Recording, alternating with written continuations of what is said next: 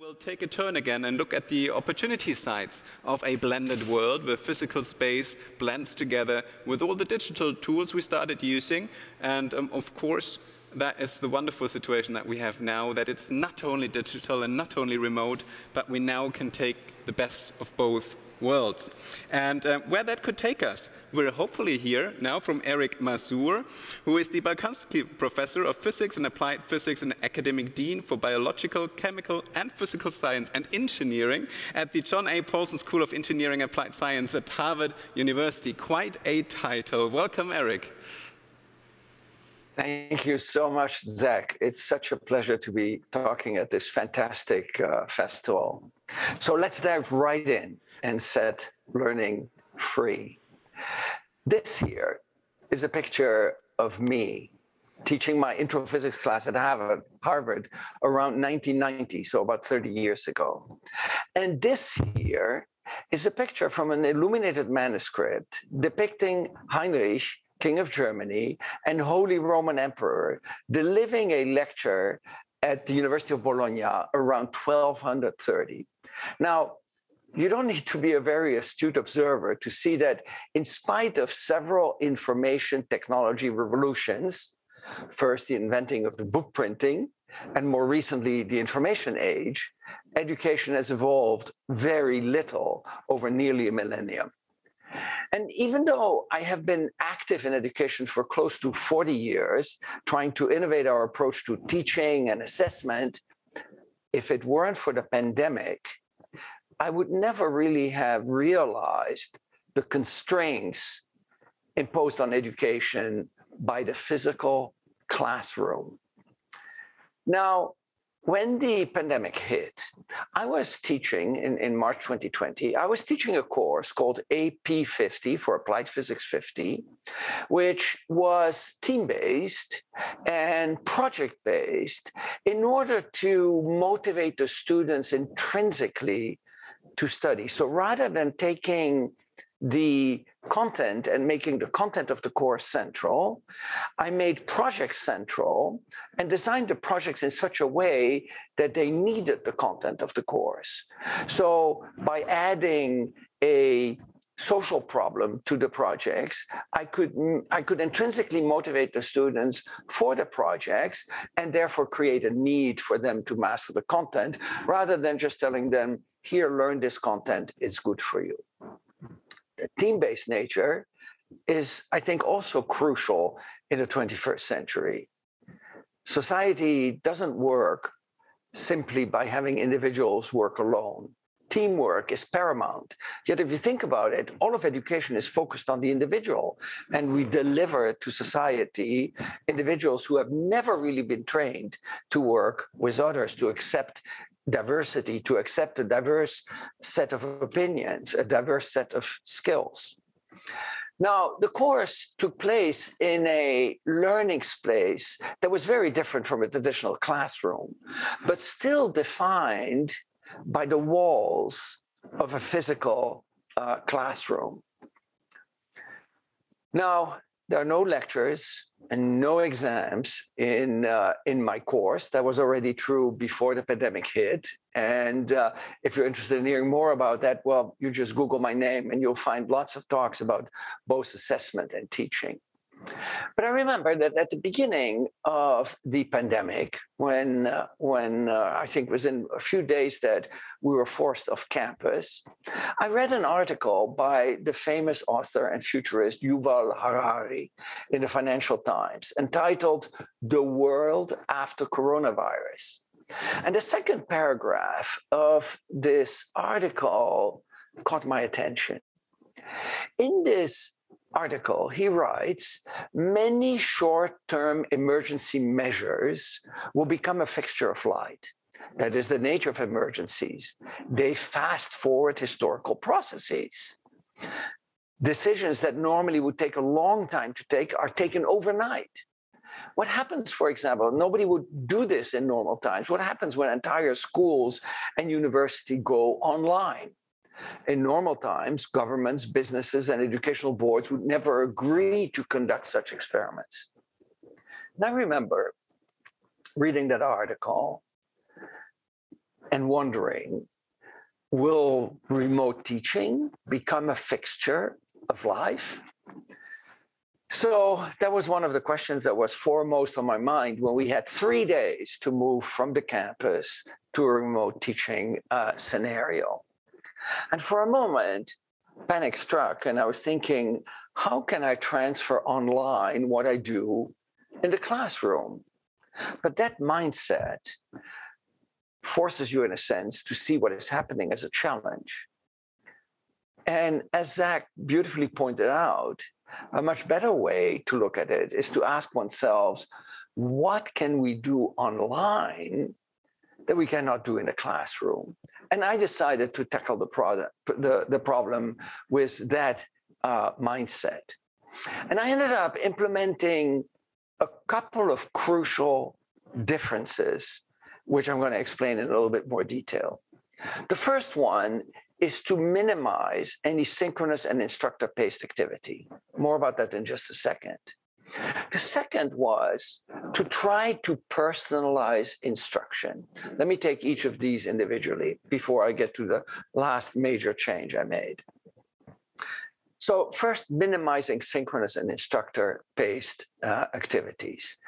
Traditionally, most of education has been, and still is to a large degree, synchronous, meaning everybody is together at the same time. That's a byproduct of the physical classroom.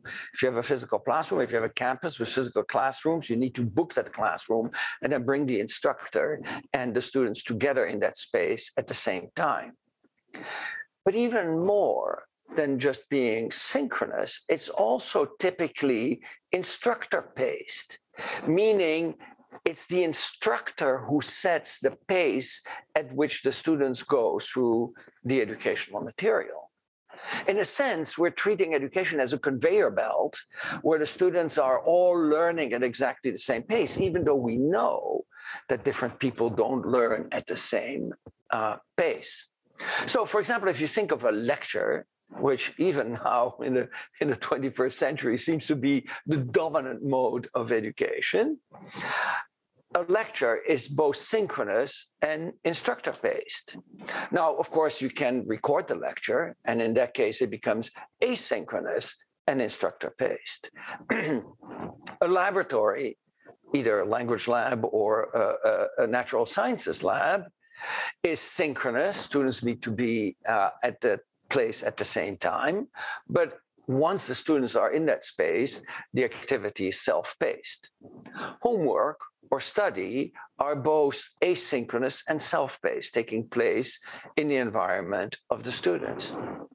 And as I was pondering what to do during the pandemic in the beginning, I thought the more I can go from synchronous to asynchronous and from instructor-paced to self-paced, the more time I free up to help students there where it really matters. So this is what I ended up doing. Rather than asking the students to come to my space, which in pre-pandemic times would mean the classroom, and in post-pandemic, or not post-pandemic, pandemic, I should say, times, in the beginning meant students coming to my Zoom room, I decided to have the instructional staff, myself and my assistants, visit every team's individual room. So each team of 4 students, even though this is a class of close to 120 students, would meet together and then occasionally be visited by a member of the instructional staff in their own Zoom room. So rather than feeling like a large lecture-based room, it felt like a small, intimate 4-person classroom. During the pandemic, I had 80 students. I just mentioned 120 because of the success of what happened during the pandemic. I've now been punished with, a 50% increase of the students. Well, I say punished. I mean, of course, it's a compliment that the number increased. I also realized that students get to share their work much more actively. If you sit around a table, it's very hard to share work. Well, you can put a board near the table, but most classrooms aren't equipped that way. But online, it's really easy to share work with each other. Every student sitting on the front row. And you know what is also really, really nice? That little name label there that tells you who the student is. I never got to know my students as well as last year. The last change I made was that I radically changed the approach to assessment, replacing infrequent, high-stakes testing with an approach called specifications grading, which essentially employs digital badges to keep students continuously engaged and accountable. So rather, let's say, than having 3 midterm exams or 5 or whatever number you want, I had 68 little micro units, each of which the students needed to earn a micro badge for. Helping keeping the students continuously engaged in a way that I have never seen before. Let me show you some results very quickly. In the fall semester, so exactly a year ago, the content learning gains doubled. On the right, you see the in-person pre-pandemic course on the left, and on the right, you see the remote online learning gain, double of what I had before. And in the spring, a pretty similar doubling of the gain. Now, that's one thing that is nice, but there are so many other factors that really determine the success of our students. For example, one of it is their self-efficacy, their belief in their ability to be able to succeed in a certain domain, in my case, in physics. These are not physics concentrators. There are students who major in engineering or in pre-med and who are not normally really interested in self-efficacy. And most research in self-efficacy has shown that in lecture-based courses, actually self-efficacy for non-majors, self-efficacy goes down. I found last year that the gain that I had in my pre-pandemic class, which was actually positive, doubled. It was this new modality that I had implemented during the pandemic. On top of that, we had an improved sense of growth and autonomy. So the self-determination of my students increased dramatically, as well as a sense of support and community. Yes, community, even though we were online rather than in person. And the course evaluation went almost to the maximum of the scale, which is why I now have so many more students than I had last year. Evaluating the results, I think I can state with much confidence that I did my best teaching ever remotely last year. So last summer, well, this year, 2021, as we were suddenly forced back into the classroom, I was thinking, now what? What am I going to do? Am I simply going to revert back to the situation I had before? That would be almost unethical in light of the results that I had. So I decided to actually offer the students a completely multimodal approach. They could either, as you see on the left, choose to attend the class, the team-based class, in person, physically sitting around a table, masked, of course. The picture doesn't show that, but we still have to wear masks inside. Or they could do it on Zoom. Either case, the activity would be the same. And either case, when they need a member of the teaching staff, they call us in digitally, and we join them either physically at the table or virtually in the team Zoom room. My office happens to be pretty close to the classroom, so I essentially go back and forth depending on what modality the team is that I'm going to visit is using. And even when they're around the table, we still use Zoom for them to facilitate the sharing of the material that they're working on. They're not using audio or video because they can see each other and hear each other, but they still use that platform so that everybody can sit facing each other, but also seeing at the screen what is being shared. Now, when I asked at the beginning of the semester, the students what their preferences were in person, doesn't matter, or online, 80-some% indicated that they wanted to be in person. I think there was such a pent-up demand for being back in person in the classroom that hardly anyone, and I was somewhat disappointed by that because I knew the results I'd obtained in the year before, and I couldn't quite visualize it yet how it would work in the classroom. But something really interesting has happened over the course of the 3 months that I've been teaching now. Here is what happened to the percentage preference, I should say, that the students expressed in being in person. It went from 80-some% in September to 60-some% in October, and then dropped to 40% at the beginning of November, where we are right now. In fact, these data are from yesterday. But what is even more interesting is the actual attendance, which even more heavily skewed towards in-person at the beginning of the term and online at the end, because students are discovering the flexibility. Here's one thing that is really interesting. The teams that are meeting in person are forced to meet within that block of time where the room is available. But the teams that are flexible enough to meet online have another flexibility too, namely time shifting the time at which they meet and call in one of us. Is it more work? No, not at all, because there's a conservation law here. It's the same amount of work no matter when you do it. So going back to this article by Yuval Harari and that paragraph that I read to you in the beginning of my talk here, I think I can state with great confidence right now that remote teaching is probably going to be a certainty for my teaching. Now, in a sense, my approach has started to break down the classroom walls and help set learning free. And that is perhaps one of the most important things in education, as I strongly believe that education should be learner-centered and intrinsically motivated. Thank you so much for your attention.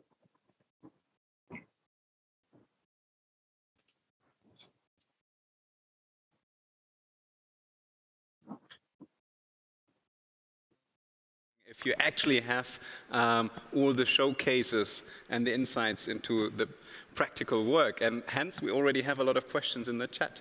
Let me just have a look at them. I think Victor asked, for the teams, referencing to the example you had there, did you sort students in the small teams based on certain aspects, or was it random? No. That's a very good question. Thank you so much for asking. It was certainly not random. It turns out that, self-selected teams are the worst. Because they tend to be not very diverse. They tend to be people of the same opinion. They don't permit people to brainstorm in a very effective way.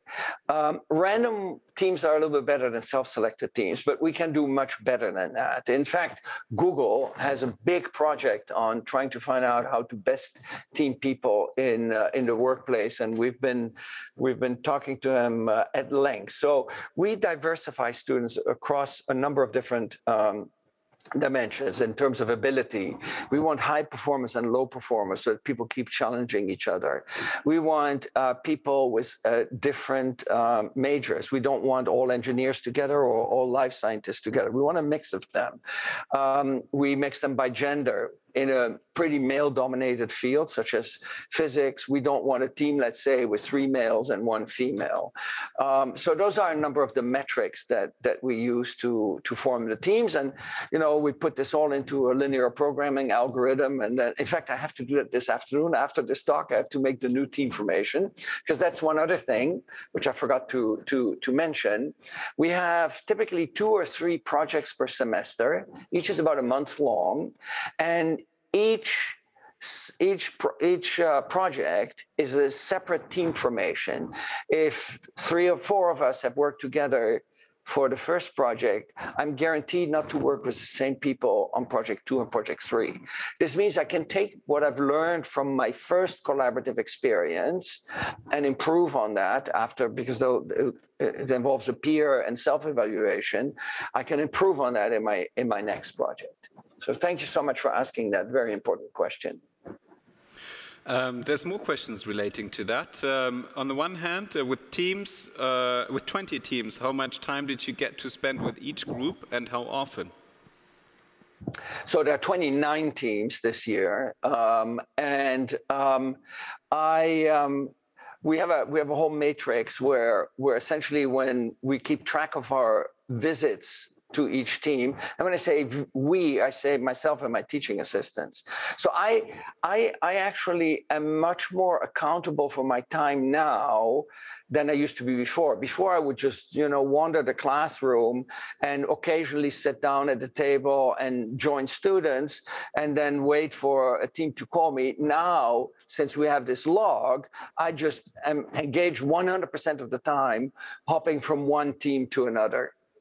And I would say I probably spend, let's say 75 minutes times 4. So that's 3 hours visiting team. And I'm engaged 100% of the time. Mm-hmm. I'm just see that Ulrike said something that references your previous answer, where she just shares that she's also started to rotating people through teams and finds that it works better, even though it is a little bit more work for students.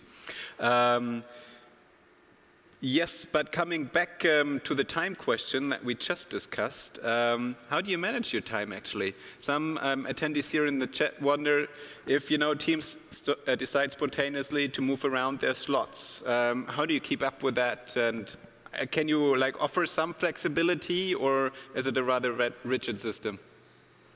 So maybe I will show our dashboard. I had not counted on doing that, but I'm going to do that. Let's see, but the technicians will have to switch. Can we share the slides one more time, Lavinia? Well, it's not the slides. It's really, I'm sharing from my other computer. I'm sort of sharing our dashboard. Good. Okay. So here are the teams, and each of these is a Zoom link that gets managed by the team itself. So in other words, they tell us on a separate sheet that is accessible to them, they can't see this. This is our spreadsheet.